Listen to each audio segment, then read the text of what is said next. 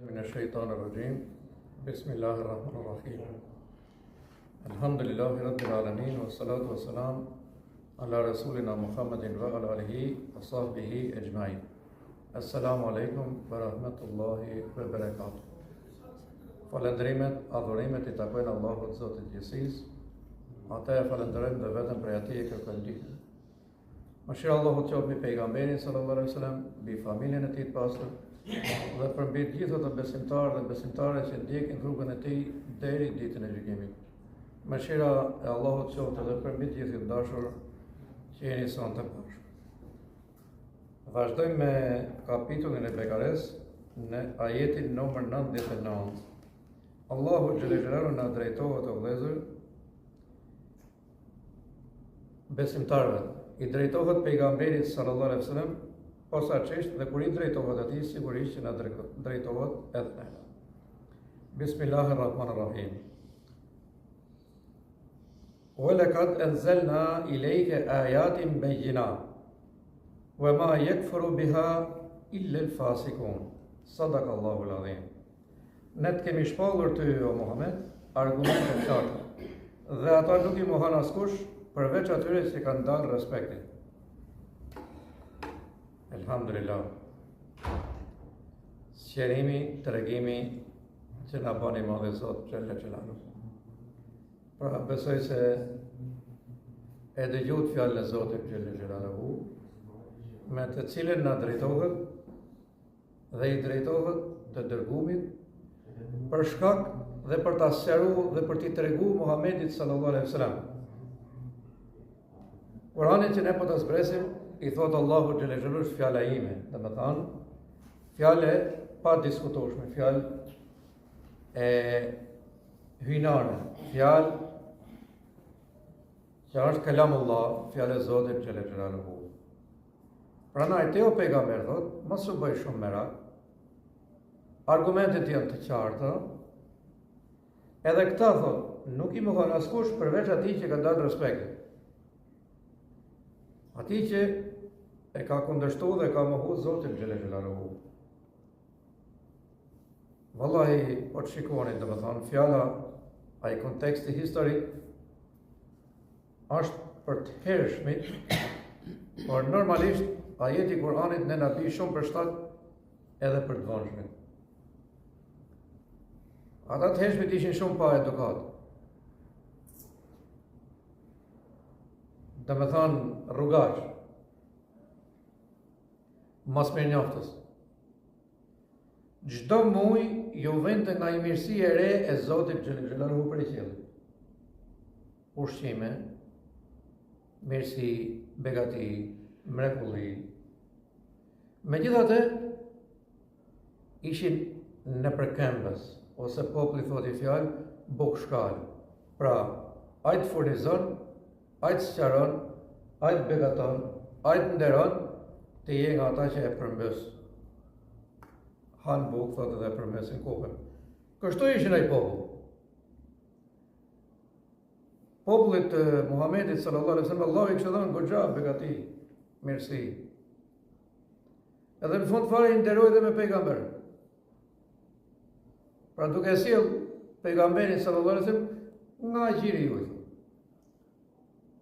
As prej fisëve tjera larg, as prej kombeve tjera, pa nga ju kam sjell. Po t'ishte nga larg sigurisht do kishin një pretendim. T'ishte jone që më të e besu. Në e solle prej larg, nuk e besoj. Ja, keni t'juj. Thotë Allahu xhela xhelalu. Prej gjirit t'juj e solle. Po vasil shpallin shumë qartë me argumente. Sepse është kalamullah. Edhe ju prap nuk e besoni. Vallahi vëllezër ishin njerëz ashtu si kur thot Allahu në Kur'anin e Madhërueshëm, fasik. Fasik do të thotë I humbur, I dal, I shkatërru. Domethënë fasiku ka tërheqë hidhrimin e Zotit xhela xhelalu. Edhe herë mas here I vjen edhe shkatërimi I Allahut xhela xhelalu. Organizonin luftra dhe të gjitha betejat I humbnin. Edhe gjatë kësaj faze, Allahu xhallahu jo pa qëllim i thot fasikun, domethënë të humburit, të këqijt. Edhe u angazhuan shumë betejë ndaj pejgamberit sallallahu alaihi wasallam, meqense ai u largu nga Mekka në Medinë, edhe atje do ta qesin fare. Edhe betejë e parë që organizohen atje quhet ndryshe betejë e Bedrit. Ndodhi në Ramazan. Keni parasysh po të shohim atë artin ushtarak, një nga gjonat që na mësojshin neve, thoshin armiku ka disa përparësi, avantazhe.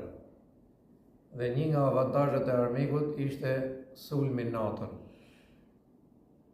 Avantazh tjetër ishte befasia, që te nuk e din se kur do të sulmojnë. Edhe ata kur t'i sulmojnë në Ramazan. Pra ishte betej për jetë apo për vdekje të Islamit. Qenë sigurt me 100% që do ta shkatërrojnë. Edhe nisën atë ditë me në krye e Buxhehlin. Mbi 1000 qafira ushtarë, ndërsa besimtarët kanë qenë 312 veta. Betejë ka qenë shumë e fortë, Allahu i dha fitore besimtarëve.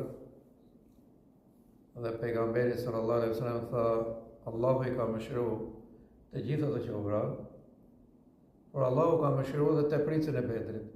Domethënë ato që ngelen gjallë, edhe ato janë në xhenetin. Mas kësaj u nisën në betejën e Uhudit. Ata që kanë kryer umrën gjithë kanë qenë atje në Uhud. Edhe atje një betejë e rrezikshme. Ama të shte vendosën thanë kësaj here do t'i marrojmë më musliman, do i vrasim gjithë. Edhe në betejën e Uhudit nuk arritën. Edhe betejët tjera sa të dush kanë bërë prapë, edhe nuk ja kanë dalë. Pra, kanë dalë jashtë respektit janë fasikën. Mirë se janë fasikën, po edhe ta sulmojmë, edhe ta zhdukim Islamin. E njëjta gjë edhe sot. 99% e botës sulmon njeriu që bie në sejdë. Dhe po tregon një njeri që në shumë vende tha respektojnë tha, fenat respektohen tha. Mirë, po ajo që nuk respektohet, domethënë gjithë botën është besimtari i Islamit i cili falet dhe agjeron. Se bota me çdo gjë bin dakord, vetëm me Islamin nuk bie dakord. Domethënë, mrapshtia, veprat e këqija me të gjithë bin dakord. Se kreti kryen veprat e këqija. Ata e dinë që besimtari Islam, i cili falet, nuk bazenon, nuk pi alkool, nuk mashtron, nuk rren peshore, nuk të lun besimtari Islam, as burri, as gruaja. Edhe bota sot pranë trembet fare. Që themin e urrejtje ndaj Islamit, urrejtje ndaj Islamit, vetëm për këtë arsye është. Sepse ata e dinë që ato të tjerët nuk kanë asgjë. Aleikum selam. Janë bosh, e dish do të thotë. S'ka as agjerim, as namaz, as falje, as nder. Të gjitha veprat e këqija që Allahu i ka ndaluar, ata i ushtrojnë. Pra ne është problemi me Islamin. Pa ne në duhet që t'jemi të qëndrueshëm këtë din.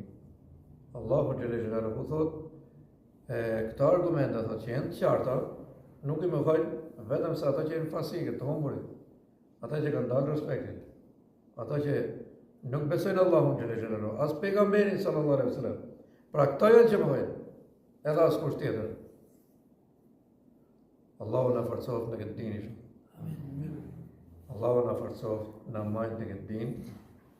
ashtu sikur është i kënaqur Zoti xhelel xhelalu.